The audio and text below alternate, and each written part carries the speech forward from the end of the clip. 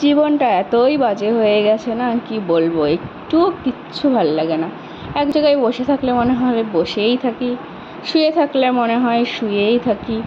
মাথাও আঁচড়াতে ইচ্ছা করে না, সাজতেও একটু ইচ্ছা করে না, কোথাও যেতেও ইচ্ছা করে না। আবার বাড়িতে থাকতে থাকতেও বোর হয়ে যাচ্ছি, কি করব ভেবেই পাচ্ছি না। আর ভালোই লাগছে না কিছু। এদিকে এত গরমে মাথাও আঁচড়াচ্ছে না, চুলে একেবারে জট পড়ে গেছে। কদিন পরে তো মনে হচ্ছে চুলটা জটে যাবে একেবারে।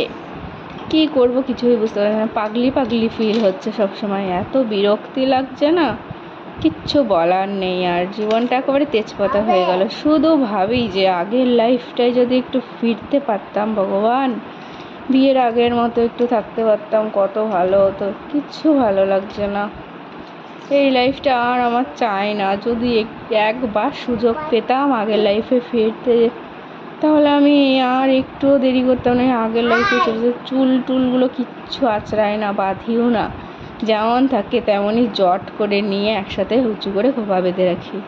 কিচ্ছু ভাল লাগে না, কিচ্ছু না, জীবনটা তেজপাতা।